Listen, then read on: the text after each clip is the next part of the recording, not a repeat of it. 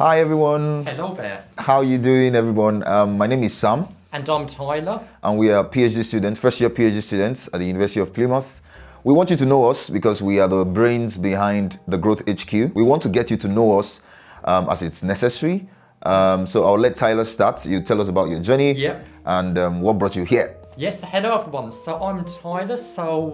I'm first year PhD student with Sam, and we're office buddies, we're desk mates. Yeah. And to be honest, I've got quite a classical journey into a PhD. So I did my undergraduate in London at Queen Mary University.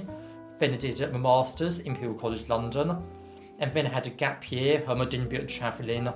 And then I've come to Plymouth to start my PhD. Oh. And my whole project is looking at birds and trying to look at the ecology of birds. So Sam, do you want to introduce yourself? Yes, thank you very much. As opposed to Tyler, I'm from Nigeria. I came originally for my self-funded master's study in Teesside University.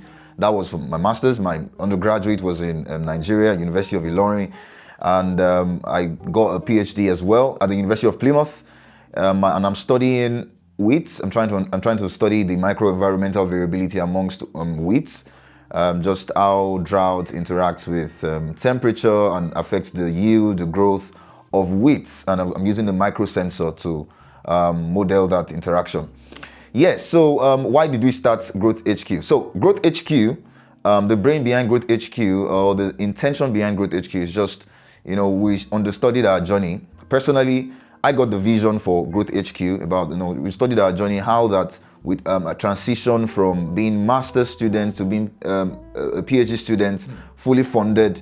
It was not easy because we're going to be telling you the stories as we move on. It was not an easy ride because for somebody like me, I applied for over 50 opportunities because I did not have somebody to guide me through that journey.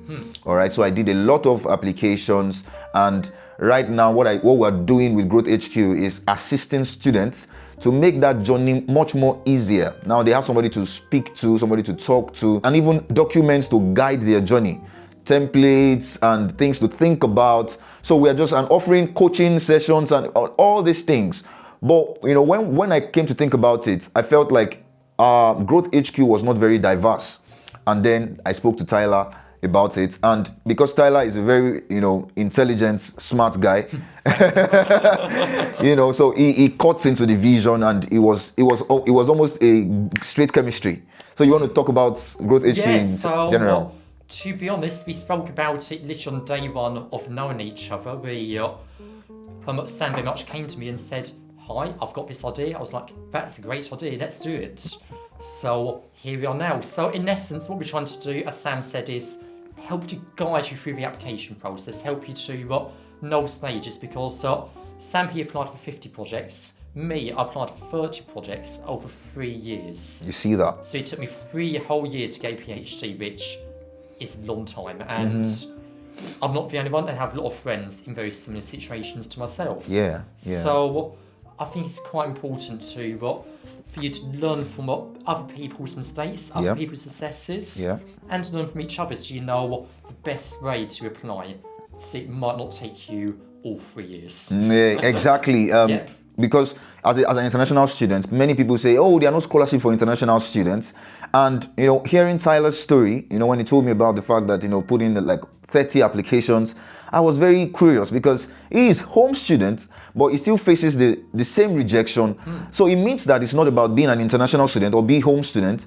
There are technicalities, there are strategies to go about applying for PhDs. Oh, 100%. It's very much an algorithm. It's a step-by-step guide to what you need to do. You need to find a project, apply to a project, submit your documents, submit another document, another document, another document.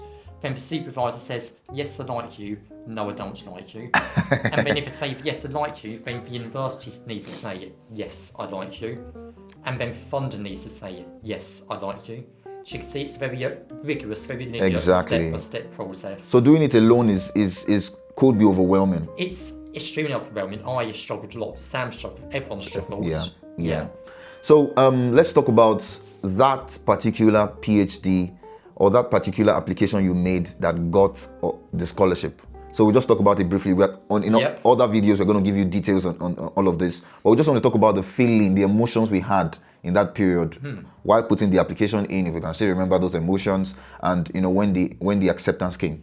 To be honest, this was one of the last ones which I had to apply to, and I was getting to the point where I was scared. I was thinking, look, I'm going to have to wait another year. It was petrified and thought, I've got such a good CV, but I keep getting these rejections. What to do? Then I sent a cold email. So this is an email just begging the supervisor, hi, can I have a PhD? We'll talk about how to do that much more detail in the later video. Yeah. But I sent a cold email to my supervisor. Within 5-10 minutes, she responded saying, I love your CV, can we have a meeting? We had a meeting. 2 weeks later, we had the official interview. An hour later, I had the PhD offer. Wow. Got it in the click of a finger, which... What was the emotion? What did you feel? It felt overwhelming because I had so much rejections. It was I'm not being rejected. Is this real? Is this actually happening? It felt unreal, to be honest. But to be honest, that's how quickly PhDs can turn over. Right. Yes, a very unusual story, but even if you apply in the standard mechanism, it's very quick. It's very... Within seconds, it will be accepted or rejected. Yeah. I agree with you, because for me, I haven't put in a lot of applications. This particular one, in fact, I didn't want to do it. Let me just do it, just like every other thing. But I still put in my best, because at every point in time, one of the things I put premium on is excellence. Do your best. Even if you may not get it, still do your best. So I did my best, sent in the application. I remember I was at work that day because I do a part-time job. I used to do a part-time job. So I was at work that day and I got the message and saying that I was invited for an interview. And I was like, okay, it's getting real. Because this was not the first interview that I did. I did an interview in August of 2024. And this one came April 2025. So I did the interview in May 1st of May. It was very nice. I met my DOS and some of the supervisors, the co-supervisors. And the next day, I got the scholarship. I got scholarship for work. I was shocked because I was like, oh, is this real? That's the feeling, like, is this real? Because they say, yeah, we're happy to have you and all of that. Let us know if you're happy to. I'm like, yes, I am. Yeah. So it was shocking. And because I failed a lot, I couldn't believe that. So it was like, oh, wow. So I could get accepted as an international student into a university in England without having to pay anything. It felt really good. It felt really good. I can imagine that. So even as a national student, just felt I've been rejected so much. It's nice to actually finally get something, because it doesn't really matter, to be honest, where you're from. Yeah. All that matters is that you have the best application. That's right. I say to a lot of people in my videos, in one-to-one meetings, that the best way to get PhDs in the UK is with the supervisors like you. Yeah. They don't care your background. Yeah. They don't care your education. That's right. They need to like you. If you don't get on with the supervisor or they don't get on with you, you're not getting a PhD. Never. Stop. Never. So let's round it up with talking about how Plymouth is like. What's Plymouth like for you? In one word, it's nice. It's relaxed. It's less busy than cities like London, but there's still stuff to do. And you're around nature. We're surrounded by the lovely Dartmoor National Park, which is gorgeous. Don't know if you've been yet, Sam. Because my place is like, it's not very. There are a lot of people there. Tyler's place is cooler. All right, but I wouldn't say that. But to be fair, because I moved from Liverpool to Plymouth. Plymouth is very quiet. Plymouth is the people are nice, more endearing, like they look after you in some way. Oh yeah. Yeah, so I think that's one good part of Plymouth. It's quiet, it's nice, and it's very accommodating. Anything about your current project? Yeah, I think it's quite a good location as well in terms of to do with the project, because especially in ecology, other fields it's not as important, but in ecology you need to be where the research is. We both working on farms, so being in Plymouth, being in Devon, means we're next to the farms. Exactly. But if you're doing something else, this isn't necessarily as much of a requirement. So I'd say most important things is to choose a place which you like, right? A university which you like, and a supervisor which you like, because if you don't like one of the three, it's going to be a long 4 years. Honestly, this thing that Tyler is saying about your supervisor, it must be likable. You must just connect with the person. You must connect with the university. You must connect with the research environment, because you don't want to be frustrated. And that's a big thing. And that's something that's very common to both of us.